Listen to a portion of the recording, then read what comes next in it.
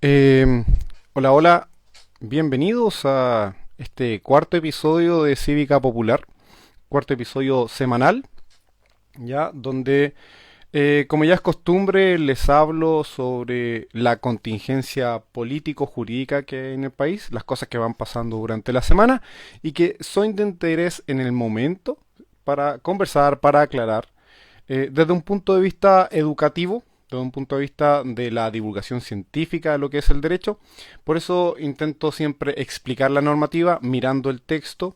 Normalmente después, cuando pueden escuchar este programa, lo podrán ver las fuentes que acompaño en los comentarios de YouTube. Eh, Sin embargo, igual podrán escuchar el programa a través de Spotify y por supuesto queda el video disponible en Instagram, ¿ya?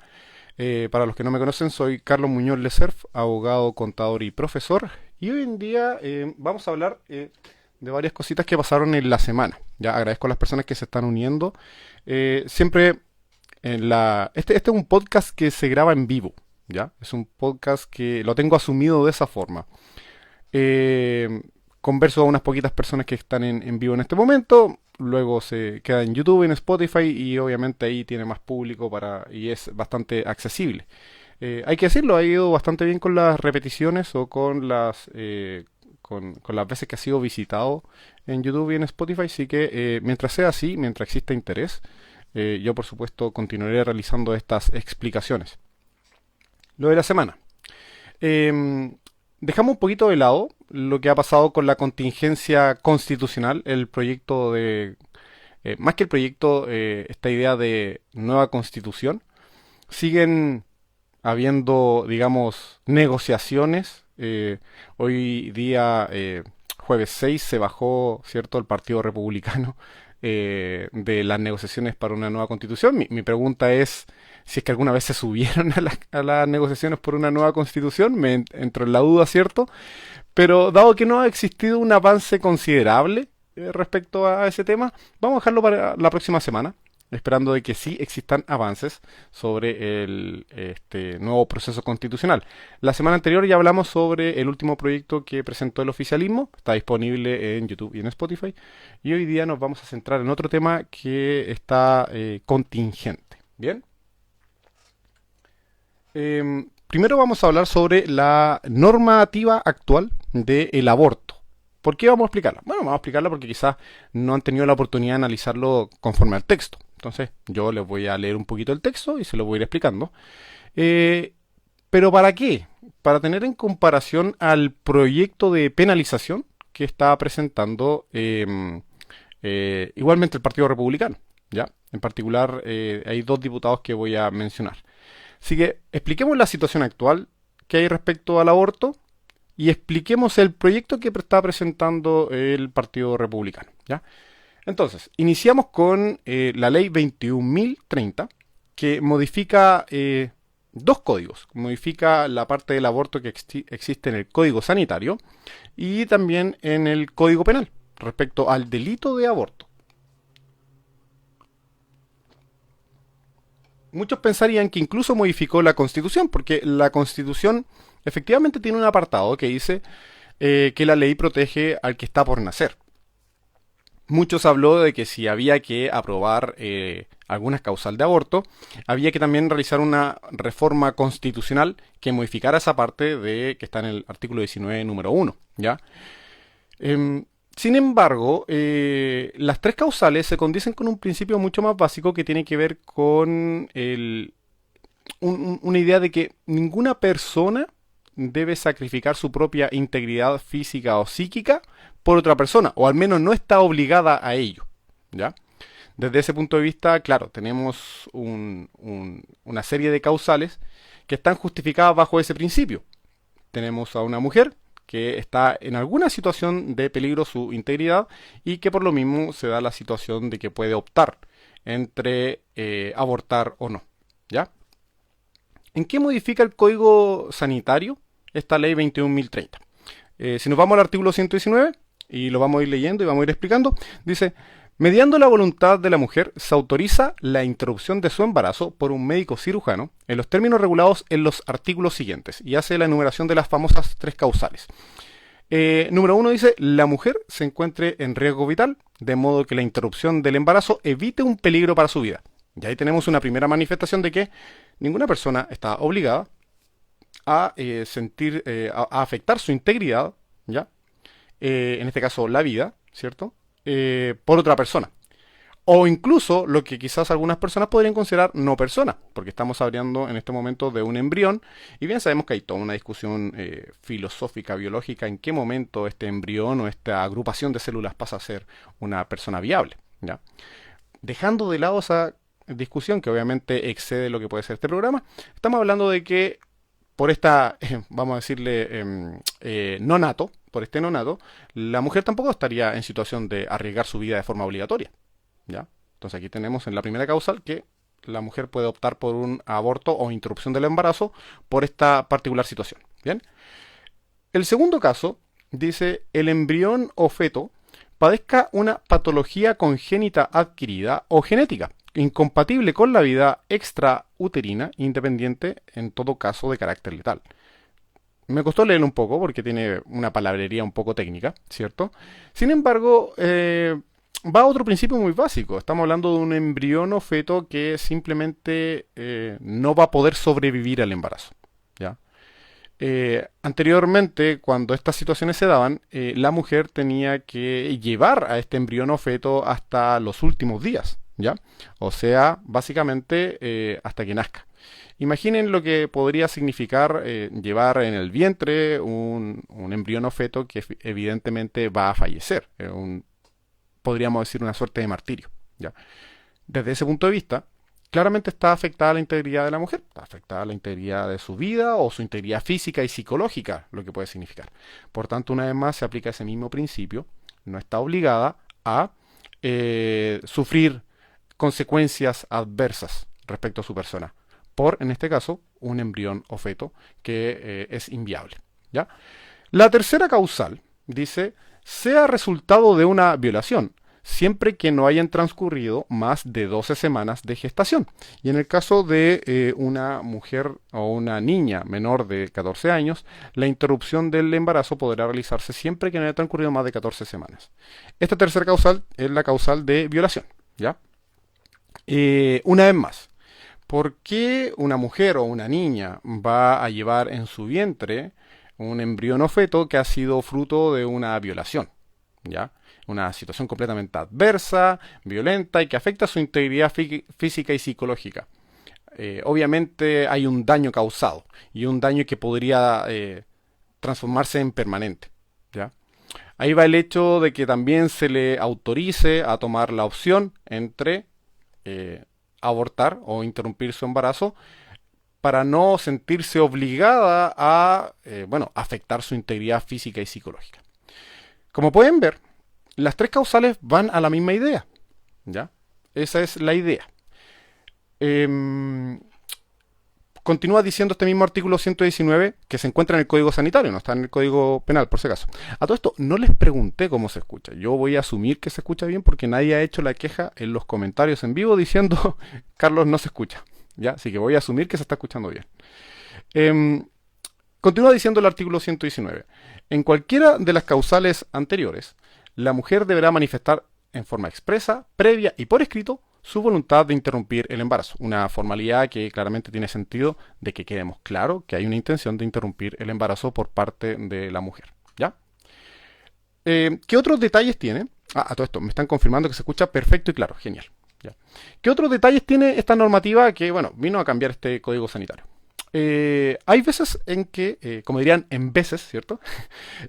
Hay intervenciones del juez. ¿Ya? ¿Cuándo va a intervenir un juez en esta manifestación de voluntad? Bueno, cuando hablemos de menores de edad, cuando existan diferencias respecto al representante del menor de edad, su padre, madre, adoptante, tutor, curador, ¿cierto? Los representantes legales de los menores de edad, o incluso respecto a personas dementes también. Personas dementes en sentido jurídico. Hay gente que le choca esta palabra que en derecho se hable de personas dementes. Las personas dementes son aquellas privadas de razón, ya sea por alguna enfermedad, por algún accidente, por cualquier situación. En derecho se le llama el genérico personas dementes. ¿Ya? Sí, una palabra bastante fea, la verdad. Pero en derecho, principalmente en derecho civil incluso, se le denomina así a las personas que están privadas de razón en algún sentido. ¿Ya? Entonces, en el caso, imagínense alguna situación en que se deba tomar la decisión de abortar o interrumpir el embarazo por parte de una menor de edad o una persona que se considera demente, sí va a haber intervención de un juez a la hora de tomar la decisión, ¿ya? Em, por otra parte, este mismo código, el Código Sanitario, habla del derecho a acompañamiento, ya que es algo poco conocido. Permite que las personas que estén involucradas en un proceso de aborto sean asistidas, ¿ya? Existen una serie de instituciones sin fines de lucro que ofrecen apoyo adicional como parte de programas de acompañamiento en el aborto, ¿ya? Es cosa de colocar en Google programa de acompañamiento, derecho a acompañamiento en aborto y van a aparecer una serie de instituciones sin fines de lucro que obviamente son de elección de la mujer que está en el proceso que pueden acompañar. Sin embargo, asimismo, pueden existir algunos problemas con este derecho a acompañamiento, pueden existir problemas durante el proceso y la normativa es bastante clara, agrega la posibilidad de que exista la acción de no discriminación arbitraria para casos en que una mujer se vea afectada en el ejercicio de la interrupción del embarazo.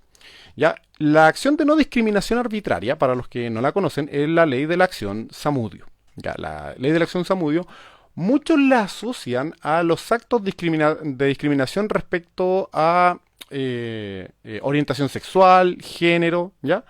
Pero la verdad es que la ley Zamudio va mucho más allá. Se refiere a cualquier situación de discriminación arbitraria que no sea razonable, ¿ya? Incluso situaciones políticas, socioeconómicas, culturales. Así que no es solo discriminación relativa a género y orientación, ¿ya? Por tanto, en este caso incluso la ley lo hace bastante patente que si existe un problema de discriminación en el proceso de interrupción de embarazo, la mujer va a tener la opción de ejercer la acción de no discriminación arbitraria. Ya una insistencia porque queda más que claro, ¿ya? La normativa de la ley Zamudio deja bastante claro que cualquier posibilidad puede ser significativa para accionar de esta forma. ¿Bien? Em, Además señala el Código Sanitario, dice, el 119 ter, dice, el médico cirujano requerido para interrumpir el embarazo por alguna de las causales podrá ejercer objeción de conciencia, ¿ya?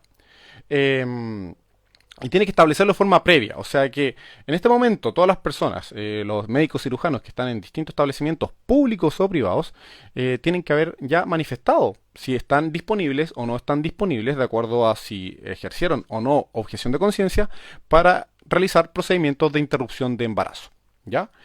Asimismo, todo el personal que participe de esto, pensemos los personal técnico, los enfermeros, enfermeras, qué sé yo, igualmente pueden realizar esta objeción de conciencia.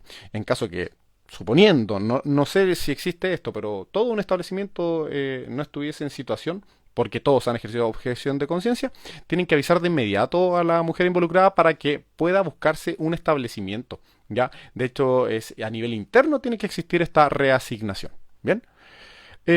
Igualmente, agrega ahí una prohibición en el 119 quater, ¿ya? Para los que no manejan temas de derecho, vamos a tener que hacer un paréntesis.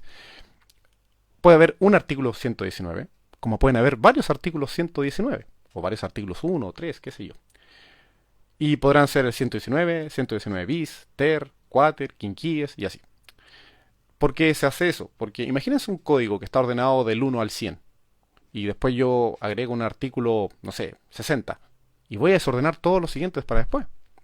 Imagínense lo poco práctico que es después de estar buscando siempre artículos que se van desordenando hacia abajo. Entonces simplemente agregamos artículo en la parte que corresponde, donde se trata ese tema, pero generamos un segundo artículo 119 o un tercer artículo 119 para no desordenar la siguiente numeración correlativa, ¿ya? Entonces por eso es que existen esto de 119 ter, 119 quater. ¿Cuándo cambia esto? Cuando se hace un proceso nuevo de recodificación, ¿ya? O cuando se refunden las normas, ¿ya? Cuando reordenan, por decirlo así. Pero eso es un proceso que se tiene que hacer cada ciertos años. No podemos estar haciéndolo cada rato porque de lo contrario, una vez más, vamos a estar desordenando todo el articulado para las personas que trabajan con los códigos y las leyes. Entonces, por eso es que existen los distintos bis, ter, quater y así. ¿Perfecto? Así que ahí terminamos el paréntesis respecto a la explicación de los artículos. Y con esto, bueno, vamos al artículo 119.4. Dice, queda estrictamente prohibida la publicidad sobre la oferta de centros, establecimientos o servicios o medios, prestaciones técnicas relativos a qué? A la interrupción del embarazo. No podemos ver en la calle que se nos esté ofertando una interrupción de embarazo a un determinado valor en un recinto privado o público. Ya, está prohibida la publicidad respecto a estos temas. ¿Ya? Probablemente porque se trata de un tema de salubridad pública. Esa debería ser la explicación. Pero bien sabemos que en estos temas que son un poquito, que rozan lo filosófico, moral, religioso, es probable que exista ahí también un sesgo respecto a la publicidad que se puede realizar respecto a estas materias. ¿Ya? Pero me quedo con la idea de que al menos por un tema de salubridad pública, y por algo está en el Código Sanitario, es que no se debe realizar publicidad sobre estas materias. Bien. Esta misma ley, ¿ya? Que creó las tres causales, no solo modificó el Código Sanitario, sino que además modificó el Código Penal. ¿Ya? Veamos qué es lo que dice el Código Penal. Que antes claramente sancionaba el aborto o la interrupción del embarazo. ¿Ya? Mainé está saludando ahí, dice buena ex profe. Lo felicito abiertamente por su titulación, señor. Lo vi ahí a Íñigo publicando sus imágenes de la titulación, así que felicitaciones. El artículo 344 dice, la mujer que, fuera de los casos permitidos por la ley, causare su aborto o consintiere que otra persona se lo cause, será castigada con presidio menor en su grado máximo. ¿Ya? Entonces está sancionando el aborto, sancionando la interrupción, fuera de los casos permitidos por la ley. ¿Ya? Los casos permitidos por la ley son las tres causales que leímos hace unos minutos y que se encuentran en el Código Sanitario. ¿Ya? Dice, será castigada así, fuera de estas causales, con presidio menor en su grado máximo, y eso quiere decir, y lo dejé anotado porque la verdad es que no me manejo muy bien con los números de estas materias, son 3 años y un día a 5 años. Ya, esa es la por aborto no permitido, fuera de las causales. Si lo hiciere por ocultar su deshonra, incurrirá en presidio menor en su grado medio. O sea, 541 días a 3 años. Menor pena. ¿Por qué? Porque ahí realiza un aborto por una presión social. Esa es la explicación. O sea, hay una presión moral, una presión social. Para ocultar su deshonra, básicamente genera el aborto. Sinceramente, a mi opinión personal, no sé si está muy bien explicado eso. No sé si está... si es válido hoy en día esto. Quizás antiguamente, claro, para ocultar su deshonra provocaba un aborto y como había una presión había que sancionarlo menos. La verdad es que me entra la duda. También agrega, está incluido en la normativa, dice, así como quien destine en cualquier momento con ánimo de lucro para fines de distintos autorizados a la ley, órganos, tejidos o fluidos humanos provenientes de la intervención de la interrupción del embarazo. O sea, el Código Penal sanciona la utilización del embrión o del feto o de todo lo que exista a nivel biológico respecto de la interrupción del embarazo. ¿Por qué se señaló esto? Bueno, ustedes saben que entre las fake news y las desinformaciones decían que básicamente había una producción de fetos y embriones para producir células madre para otras personas. Algo distópico, algo raro, así como estas creencias un poquito como que ciertas satanistas, no sé, la verdad. Un poco raro, ¿cierto? Pero sin embargo está sancionado. O sea, desde ya se descarta cualquier utilización de un feto o un embrión para otras situaciones más raras, ¿ya? Y no solo va a sancionar a la mujer fuera de los casos permitidos de la ley, no solo va a sancionar esta utilización de los fetos o el embrión, sino que además sanciona al personal involucrado en el aborto no autorizado. Ojo, lo que acabo de mencionar es la normativa actual del Código Penal, el 344, que sanciona las situaciones de interrupción de embarazo no permitidos en la ley. Los permitidos por la ley ya los conversamos hace unos minutos y eran los que están señalados en el Código Sanitario. ¿Bien? Entonces, esa es la situación actual del aborto en Chile. ¿Ya? Esa es la normativa. Con más o menores detalles le he dado al menos un panorama bastante real y respecto a la norma. Ahora cambiamos a un segundo tema. Hay un proyecto para volver a penalizar el aborto en Chile, ¿ya? es el proyecto de penalización o de sanción del aborto que ha presentado el Partido Republicano, precisamente dos diputados, Cristóbal Urruticoechea y Harry Jürgensen Rund, no sé el segundo apellido, dejémoslo hasta ahí. Veamos cuáles son sus argumentos para volver a penalizar, ya, recordemos que esto se ha cambiado muy poco. ¿Cuáles son sus argumentos para volver a penalizar o a sancionar el aborto en todas las causales habidas y por haber? Primero, en su proyecto, dicen que el artículo 19, número 1 de la Constitución, ¿cierto?, asegura a todas las personas el derecho a la vida, a la integridad física, psíquica de la persona, y además la ley protege la vida del que está por nacer.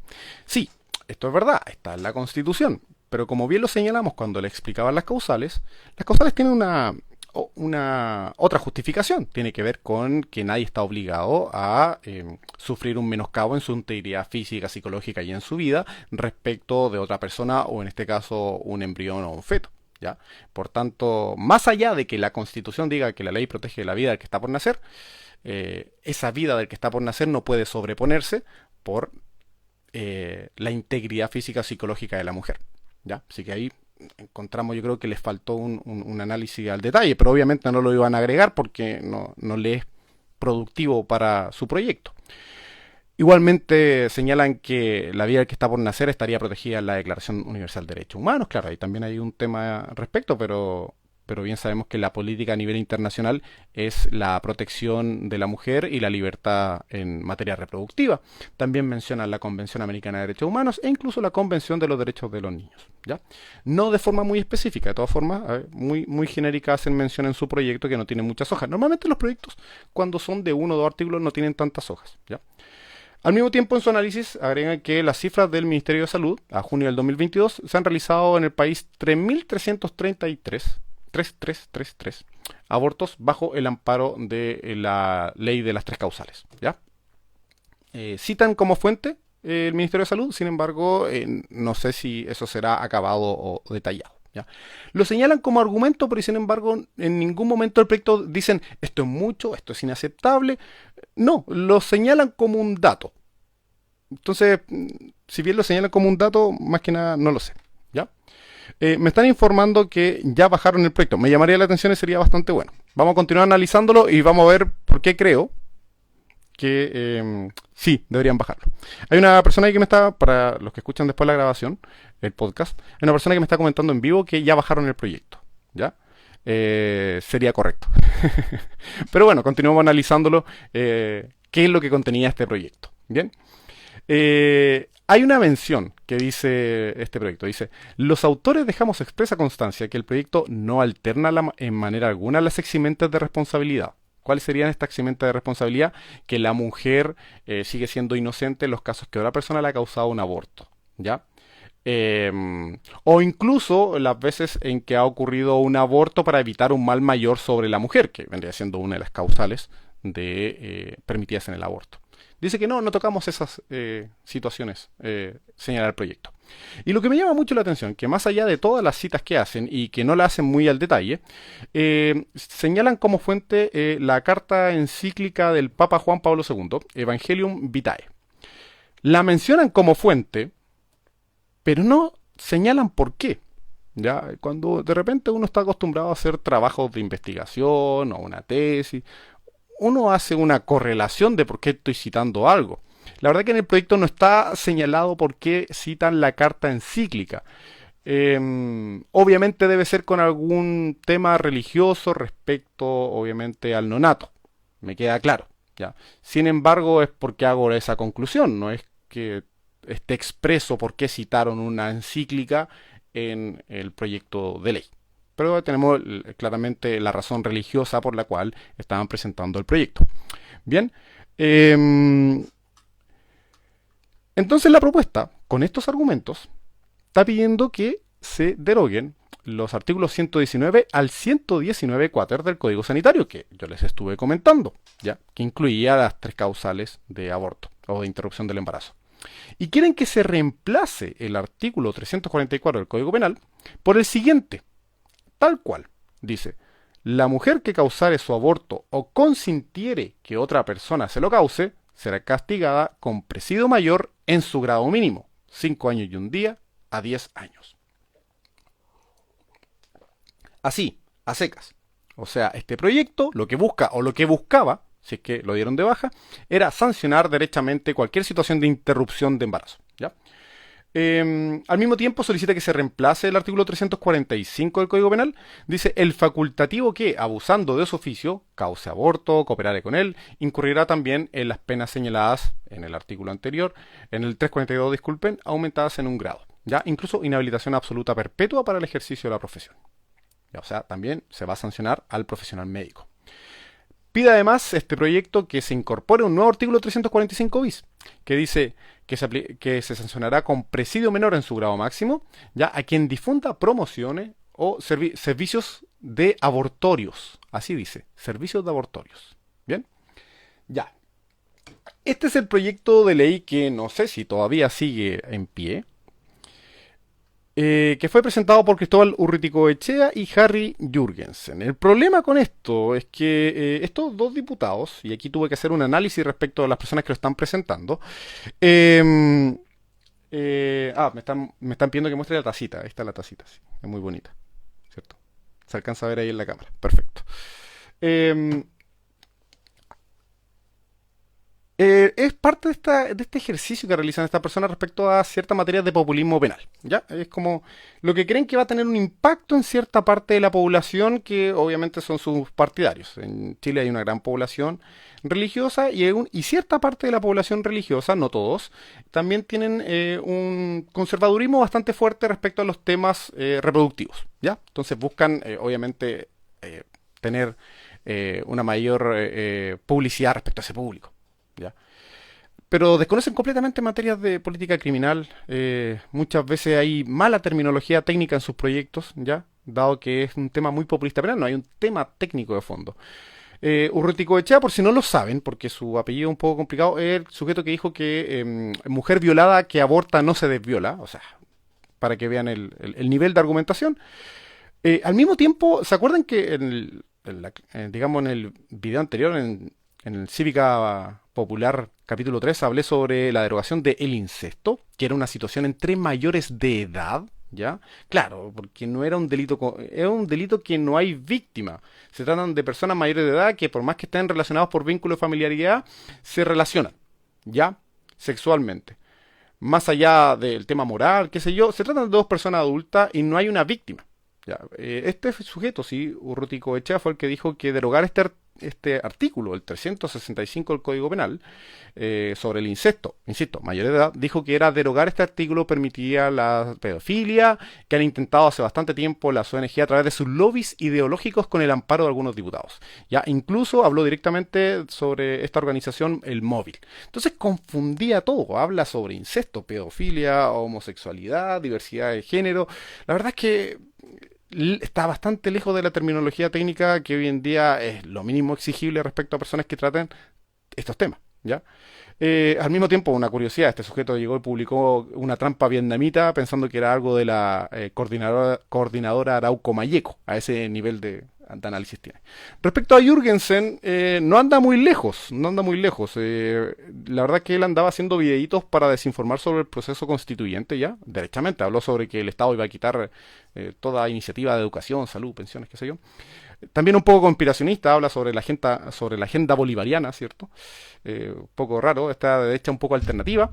E incluso ha tenido conducta un poco democráticas este sujeto. Habló sobre... él fue el que hizo la solicitud al ministro de Hacienda y al Ministerio de Hacienda y de Salud para saber quiénes realizaban cursos, centros de programa de estudio que se refieran a estudios de género, ideología de género, diversidad sexual y feminismo. Quería que le dieran una lista de las personas que tratan estos temas. Imagínense, para persecución, qué sé yo, es bastante complicado. ¿Por qué señala esto? Yo no suelo hablar con nombre y apellido, pero la verdad es que estos sujetos son parte de la derecha alternativa, no de la derecha que estamos acostumbrados quizá en los últimos años, sino que esta derecha que ha aparecido en los últimos 5 o 6 años,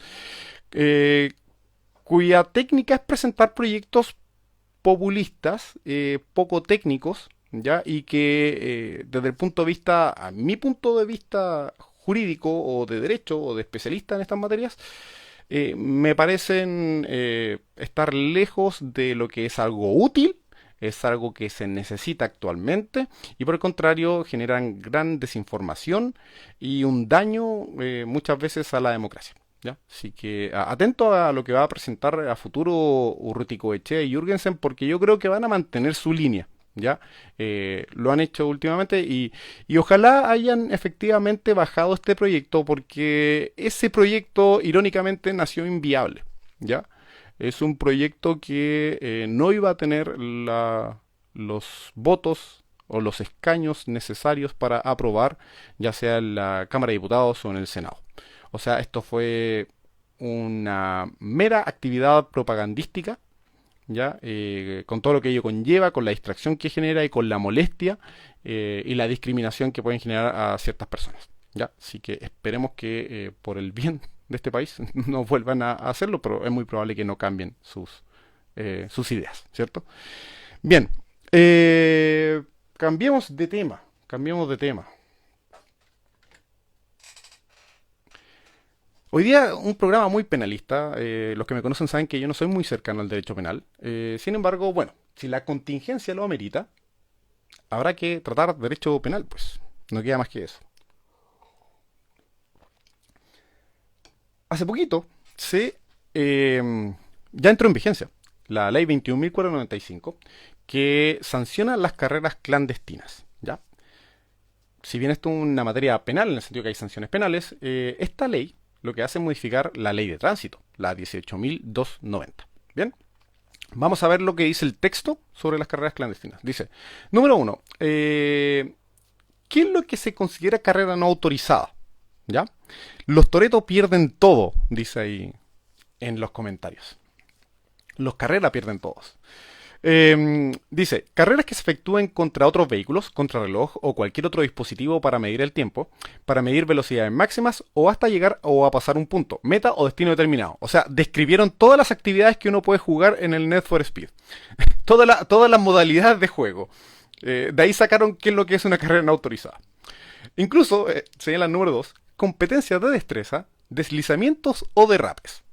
Y número 3, competencias de maniobras o de velocidad que pongan en peligro la vida o integridad física de terceras personas. Y me parece una redundancia eso, puesto que realizar carreras clandestinas en la calle ponen en peligro la vida e integridad física de las personas, de quienes están cruzando la calle por lugares habilitados y viene un sujeto a más de 100 kilómetros por hora, obviamente con incapacidad para frenar a tiempo. Ya, para los que no saben, en el lugar donde yo vivo, acá hay una avenida muy larga, que se llama la Avenida Álvarez en Viña del Mar. En este lugar se realizan las carreras clandestinas hasta altas horas de la noche, ¿ya? Y les quiero comentar algo. Esto se puso en vigencia hace ¿cuánto? ¿2, 3 días? Y ha bajado la cantidad de carreras que realizan en la noche. Me llama mucho la atención, porque normalmente la normativa penal no tiene un efecto inmediato en las personas que realizan una actividad delictiva.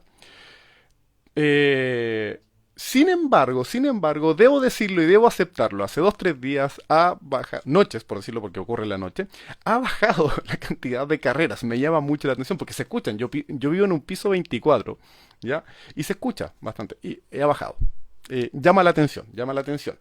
Yo creo que es están recibiendo la norma, quizás con algo de recato, así como, oigan, hay nueva norma con sanciones fuertes que ya voy a leer. Eh, pero con el tiempo probablemente van a saber nuevamente que muchas veces no los van a pillar, que no los van a alcanzar y va a volver de a poco a el flujo normal de las carreras clandestinas. ¿Ya? No soy muy positivo en ese sentido. Yo creo que igualmente van a realizar estas actividades. ¿Ya? Em, por lo demás, estamos hablando de las carreras no autorizadas. Siempre van a haber eventos autorizados en autódromos y lugares de ese tipo que en principio no tienen nada de malo. Son una de las tantas actividades que puede llevar una persona. ¿Ya? ¿Qué sanciones tiene esto? Si no ocasiona ningún daño realizando una carrera no autorizada o son daños o lesiones leves, puede haber presidio de 61 días a 540 días. ¿Ya? Puede haber multa de 2 a 10 unidades tributarias, o sea, hasta 600.000 pesos. Bien. Ahora, si se causan lesiones menos graves o graves, ya, vamos a tener una sanción que puede ir de los 541 días de presidio a 3 años y una multa hasta 723.000 pesos, más o menos, un aproximado, están en UTM.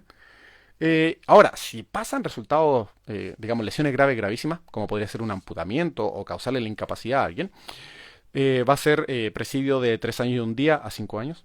Y si se causa muerte, ya, si se atropella a alguien, por ejemplo, de 5 años a 10 años. Esa es la sanción máxima en los casos de carreras clandestinas que generen, por ejemplo, resultados de muerte, hasta 10 años. Y eso es lo que hemos visto en los últimos titulares, ¿cierto? Hemos dicho, ahora las carreras clandestinas estarán sancionadas incluso hasta 10 años. Claro, en el caso que generen muerte. ¿Ya? Y va a haber una sanción, una multa que en este caso es bastante menor comparado a lo que significa el presidio, que es de hasta 1.200.000 más o menos. ¿Ya? Además, trae como sanción, y esto yo creo que es lo que puede causar más miedo realmente a la gente que participa en carreras clandestinas. Realmente yo creo que esta sería la razón para que bajen las carreras clandestinas. Es el comiso del vehículo. Les quitan el vehículo. ¿Ya? Eh, yo creo que eso es lo que realmente les duele. No les va a doler perder quizás la licencia un tiempo. No les va a doler la multa. ¿Ya? Incluso hasta el presidio menor, 500 días, no les va a doler. Pero que les quiten el vehículo a estas personas que viven por su vehículo, al parecer. Yo creo que es la sanción más fuerte. Yo creo que por ahí va el temor. En una de esas signifique una proliferación de la actividad de forma lícita en autódromos o espacios para llevar a cabo este tipo de actividades. Es muy probable que pase eso, ¿ya? Ahí va a haber todo un mercado seguramente para explotar. Al mismo tiempo va a significar una suspensión de licencia, que va muchas veces de 6 meses, 2 años o 5 años, e incluso la cancelación completa de la licencia perpetua en caso de reincidencias. No solo sanciona a quien está compitiendo, sino que sanciona al facilitador, al organizador, ¿ya? Si está ganando dinero con esto, mayor sanción, ¿ya? E incluso estipula una atenuante. Si usted ayuda con la investigación a atrapar a estas personas que corren a altas velocidades de forma no autorizada, le van a hacer una atenuante a esta persona y le van a bajar la cantidad de sanción. ¿Bien? No solo esta normativa agrega estas especiales causales de carreras no autorizadas, sino que además agrega una nueva sanción más fuerte para las personas que exceden los 60 kilómetros por hora establecidos en ciertas rutas, caminos. Por ejemplo, acá afuera, los 60 kilómetros por hora. De 41 días a 60 días de prisión. ¿Ya? Además, multas de hasta 10 UTM y suspensiones de licencia por 6 meses y 2 años. En caso de reincidencia, suspensión de licencia por 5 años. E incluso, si hay más reincidencia, puede haber una cancelación permanente de la licencia a la tercera vez. ¿Ya? Y es considerado una infracción gravísima el exceder entre 20 a 60 kilómetros por hora por sobre el límite máximo de velocidad. O sea, hay que decirlo, está fuerte la normativa respecto a las carreras clandestinas, pero no solo respecto a las carreras clandestinas, sino respecto a la velocidad en que una persona puede estar manejando, no andando en una carrera clandestina, digamos, en una calle cualquiera, en una ciudad cualquiera. O sea, por más de 60 kilómetros por hora, ya estamos hablando de sanciones bastante graves en dinero, presidio. Y quizás es una medida un poquito fuerte, así como apretar todos los botones, dadas las circunstancias de accidentes de tránsito que existen en Chile. Ya está bastante fuerte el tema. Veremos cómo resulta, veremos si es que efectivamente se logra bajar esta actividad, se logra bajar los excesos de velocidad, se logra bajar las víctimas. Vamos a ver las estadísticas quizá el próximo año para ver si efectivamente estos cambios normativos funcionan. Porque muchas veces con aplicar una norma más fuerte no significa que funcione, ¿ya? Porque las personas que realizan determinadas conductas que podrían significar un ilícito no lo realizan pensando en las consecuencias, sino que simplemente lo hacen, ¿ya? Entonces hay que ver necesariamente la estadística para ver si es que resulta o no resulta cuando se intenta sancionar algo más fuerte. Están mandando saludos, me dicen bien sobrino. Muchas gracias. Último tema. Yo pensé que este podcast grabado en vivo iba a ser más cortito, este capítulo 4, pero terminó siendo igual de extenso que el resto. Pero este tema es bastante breve. A propósito del señor de la carrera, el diputado que hace un tiempo atrás, cierto, se puso violento y tiró unos golpes, patadas, no lo tengo muy claro, ¿ya? Y que le gusta andar realizando declaraciones poco técnicas, discriminatorias y abiertamente poco democráticas en general. Para mí ese es el tema. Me da lo mismo, en definitiva, si alguien quiere andar diciendo estupideces, ¿cierto? Pero cuando afecta el funcionamiento de las instituciones y cuando ofende a personas en particular, ya estamos hablando de otro tema. Hay un proyecto que modifica la Constitución para incorporar una nueva causal de cesación en el cargo, ya sea de diputado o de senador. ¿Ya? Las causales para pedirle la cesación a un diputado o senador se encuentran en el artículo 60, ¿ya? De la Constitución. Y estas causales son evaluadas por el Tribunal Constitucional. ¿Ya? Esto se encuentra en el artículo 93 de la Constitución, en el número 14. El Tribunal Constitucional puede pronunciarse sobre las inhabilidades, incompatibilidades y causales de cesación del cargo de los parlamentarios. Técnicamente hablando, tenemos congresistas en Chile. Ya, pero esto ya existe que el Tribunal Constitucional puede pronunciarse respecto a la cesación del cargo. Lo que quiere agregar este proyecto es una nueva causal. Es un nuevo elemento y son dos líneas. Dice: cesará en el cargo el diputado o senador que ejerciere actos de violencia respecto de otro parlamentario, insisto, es congresista la verdad, en el desarrollo de sus funciones. El que ejerciere actos de violencia. Eso dice el proyecto. El proyecto quiere agregar esta causal en el artículo 60. Además explica el proyecto, dice que estos actos de violencia son energía o fuerza física grave que se despliega, ¿ya? En este contexto, durante el ejercicio del cargo, respecto de sus colegas parlamentarias o parlamentarios, ¿ya?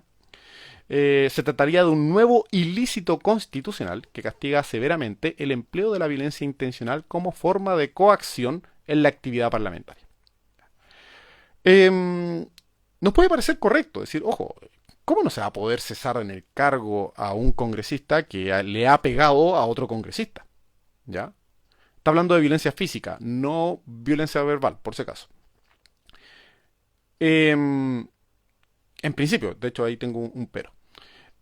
¿Cómo no va a existir esta causal? Ya, el tema es que cuando a mí me justifican esto en el texto del proyecto, da a entender que solo la energía o fuerza física grave.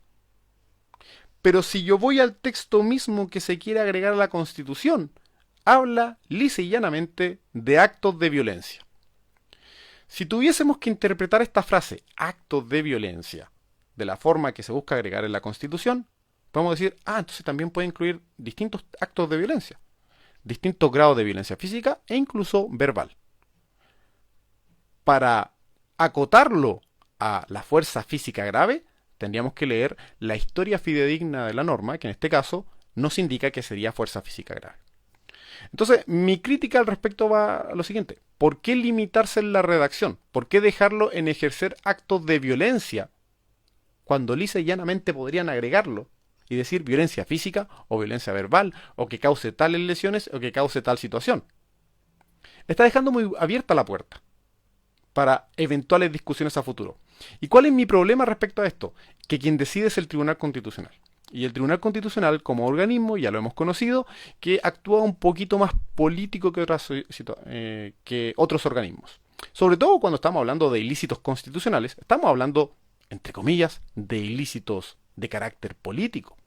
Y quien va a decidir esto va a ser el Tribunal Constitucional. O sea, a este tribunal, que sabemos que su conformación muchas veces tiene que ver con quién tiene mayorías o no tiene mayorías, quién tiene gobierno, quién no tiene gobierno, va a decidir cuándo destituir a un congresista y cuándo se va a considerar un acto de violencia o no lo que ha realizado o la conducta que ha hecho. Entonces, si bien me parece correcto que exista esta causal de cesación, me parece que está mal redactada. Me parece que entra en duda. Me parece que tiene que mejorar. Ahora, con la urgencia que están intentando sacarlo para eventualmente sancionar y expulsar de la carrera, Por otra parte, me nace otra duda. ¿Estaríamos sancionándolo por un hecho anterior a la norma? ¿Vamos a poder cesar en su cargo por un hecho que realizó con anterioridad a esto? A mí me parece que no. Yo creo que hay que bajar un poco las expectativas. Porque cuando intenten cesar en el cargo al señor de la carrera, el señor de la carrera va a defenderse diciendo, ojo, este ilícito no existía cuando yo realicé mi conducta violenta. Y ahí se va a generar otro problema relativo a la certeza jurídica, ¿cierto? No podríamos estar sancionando a alguien por un hecho que en su momento no era ningún ilícito. Estamos aplicando la normativa de forma retroactiva. ¿Cómo resolveremos esto? Bueno, el proyecto no lo resuelve. Veremos qué es lo que pasará a futuro. A mi parecer es que si sale esta norma, de la carrera queda advertido que no puede volver a ponerse violento. Pero no podríamos hacerlo cesar en el cargo por un acto anterior. ¿Ya?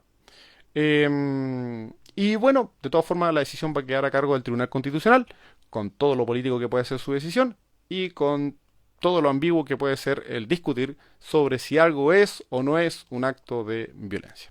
Bien, y eso es el episodio de hoy día. Vimos aborto, normativa actual.